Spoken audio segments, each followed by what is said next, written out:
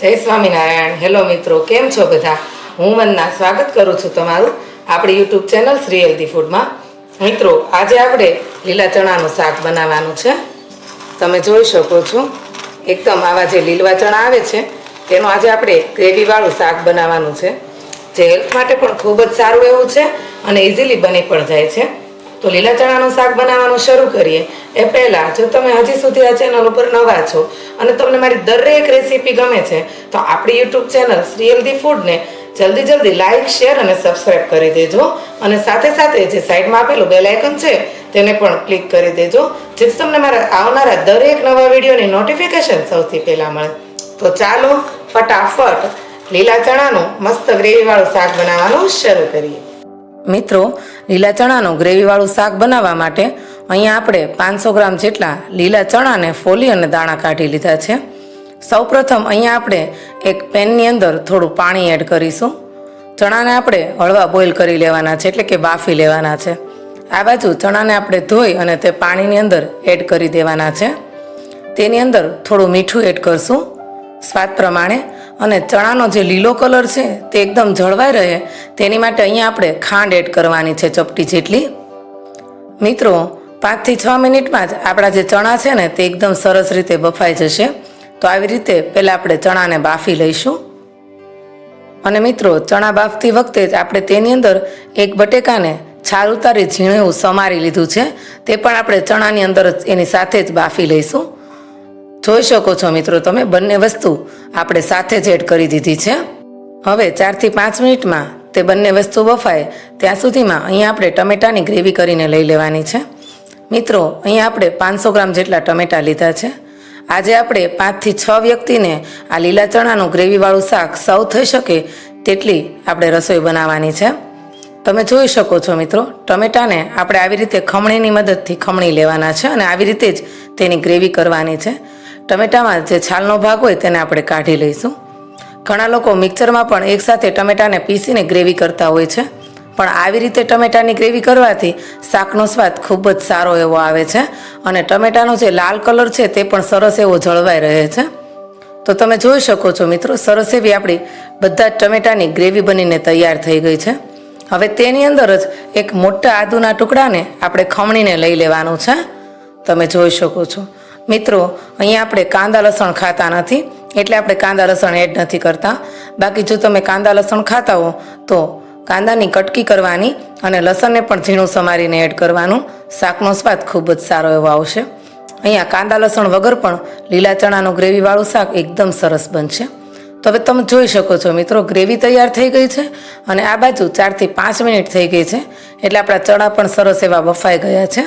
ચણા અને બટેકાની કટકી બંને પણ સરસ એવી બફાઈ ગઈ છે, તમે જોઈ શકો છો. અને તમે જુઓ મિત્રો, ચણાનો એકદમ લીલો કલર જળવાઈ રહ્યો છે. તો જરૂરથી ચણાને બાફતી વખતે એની અંદર ખાંડ અને મીઠું એડ કરવા. આ બાજુ અહીંયા આપણે થોડું એવું કેપ્સિકમને ઝીણું સમારીને લઈ લેવાનું છે.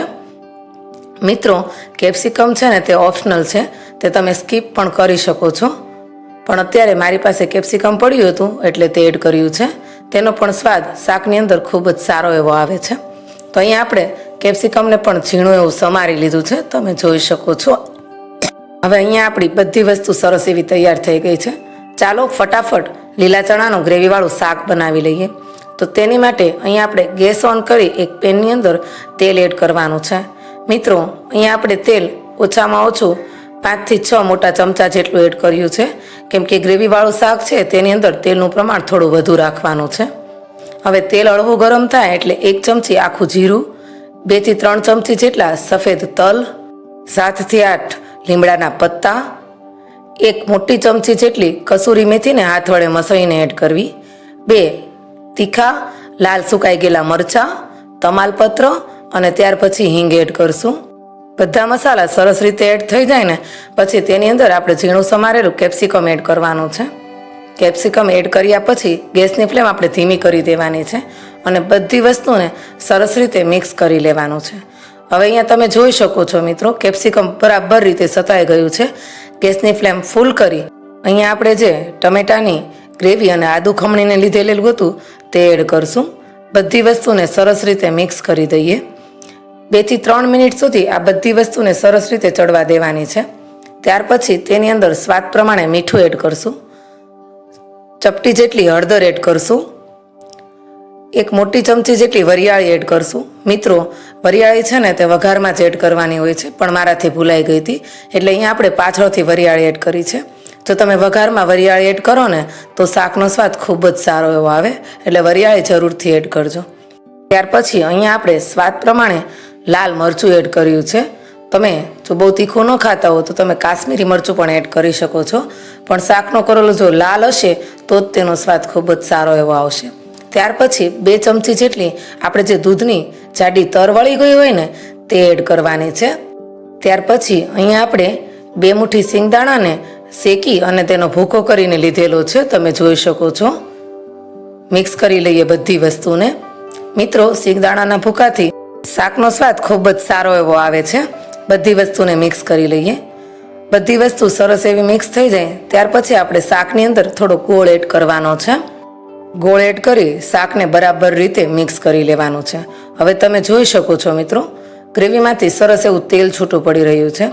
ત્યારે જ આપણે તેની અંદર ચણા અને બટેકું એડ કરી દઈશું, તમે જોઈ શકો છો. હવે બધી વસ્તુને ગ્રેવી સાથે મિક્સ કરી દેવાની છે. તમે જોઈ શકો છો મિત્રો, બધી વસ્તુ સરસ રીતે મિક્સ થઈ ગઈ છે. બધી વસ્તુ સરસ રીતે મિક્સ થઈ જાય ત્યાર પછી ભાજી મેસરની મદદથી હળવાથી થોડા ચણાને આખા ભાંગા મેશ કરી લેવાના છે. અને જે આપણે બટેકાની કટકી એડ કરી હતી ને તે પણ સરસ એવી મેશ થઈ જશે ને એટલે શાકનો રસો છે ને એકદમ ઘટ બનશે.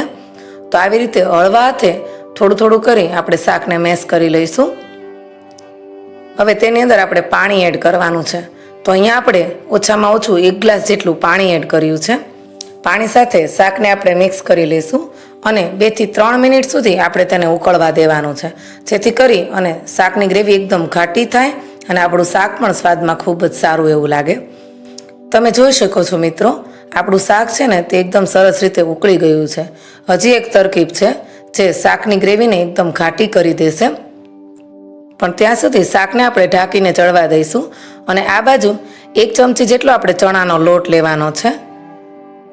તેની અંદર આપણે થોડું થોડું પાણી એડ કરી એકદમ સરસ એવી ચણાના લોટની પ્યોરી બનાવી લેવાની છે. તમે જોઈ શકો છો મિત્રો, એકદમ સરસ એવી આપણી ચણાના લોટની પ્યોરી બની ગઈ છે અને એકદમ પાતળી એવી જ બનાવવાની છે. નહીં તો જો તમે શાકમાં એડ કરશો ને તરત જ તે ઢેફા જેવી થઈ જશે. એટલે એકદમ પાણી જેવી ચણાના લોટની આપણે પ્યોરી બનાવવાની છે અને તે જ આપણે શાકની અંદર એડ કરશું. તે એડ કરવાથી આપણી શાકની જે ગ્રેવી છે એકદમ સરસ એવી ઘટ બની જશે. તો અહીંયા તમે જોઈ શકો છો મિત્રો, 2 થી 3 મિનિટ જેવું થઈ ગયું છે અને આપણી શાકની ગ્રેવી પણ સરસ એવી ઉકળી ગઈ છે. તો આવી રીતે ઉપરથી જ જે આપણે ચણાના લોટની ગ્રેવી બનાવી છે એટલે કે પ્યોરી બનાવી છે તે એડ કરશું. મિક્સ કરી લઈએ બધી વસ્તુને. અહીંયા આપણે ગેસની ફ્લેમ થોડી ધીમી જ રાખવાની છે, જેથી કરી અને ધીમા ગેસે આપણું શાક બરાબર રીતે ચડી જાય અને તેનો સ્વાદ પણ ખૂબ જ સારો એવો આવે. હવે મિત્રો, તમે જોઈ શકો છો શાક એકદમ ઘટ્ટ ગ્રેવીવાળું બની ગયું છે અને તેલ પણ સરસ છૂટું પડી ગયું છે. તો હવે અત્યારે શાકની અંદર આપણે 1 લીંબુનો રસ એડ કરવાનો છે અને હવે આપણે ગેસની ફ્લેમ બંધ કરી દઈશું. લીંબુનો રસ એડ કર્યા પછી આપણે તેની અંદર ઝીણા ચોપ કરેલા લીલા ધાણા એડ કરવાના છે, જેથી કરીને આપણું શાક દેખાવમાં પણ ખૂબ જ સારું એવું લાગે. હવે શાક બનીને તૈયાર થઈ ગયું છે. ચાલો ફટાફટ સર્વ કરી લઈએ. મિત્રો, અત્યારે આપણે લીલા ચણાના ગ્રેવીવાળા શાકને બાજરાના રોટલા સાથે સર્વ કરવાનું છે. આ શાકને તમે રોટલી, ભાખરી કે પરોઠા સાથે પણ સર્વ કરી શકો છો અને તેને મજા માણી શકો છો. પણ આજે આપણે એકદમ સરસ એવી કાઠિયાવાડી થાળી બનાવી છે, તો શાકને બાજરાના રોટલા સાથે સર્વ કરીશું. કાચી કેરીની ઇસકેના બોળાવાળી કટકી, બાજરાના રોટલા, પાપડ અને છાશ સાથે આ શાકનો સ્વાદ ખૂબ જ સારો એવો આવશે. તો મિત્રો, તમને મારી આ લીલા ચણાના શાકની રેસીપી કેવી લાગી કે પછી આ કાઠિયાવાડી થાળીની રેસીપી કેવી લાગી તે મને કોમેન્ટમાં જરૂરથી લખીને મોકલજો, કેમ કે તમારી કોમેન્ટ જ અમને આગળ વધુ નવા વિડીયો બનાવવાની અને રેસીપી બનાવવાની પ્રેરણા આપે છે. તો જરૂરથી કોમેન્ટ લખીને મોકલજો. અને જો તમને મારી દરેક રેસીપી અને આ લીલા ચણાના શાકની રેસીપી ગમી હોય તો આપણી યુટ્યુબ ચેનલ શ્રી હેલ્ધી ફૂડને જલ્દીથી લાઇક, શેર અને સબસ્ક્રાઈબ કરી દેજો. સારું, ત્યારે ફરી મળીએ આવા ને આવા નવા હેલ્ધી, ટેસ્ટી અને ઇઝીલી બની જાય તેવા વિડીયો અને રેસીપી સાથે.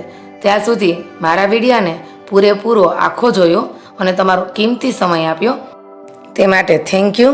ચાલો ત્યાં સુધી જય સ્વામિનારાયણ. ધન્યવાદ.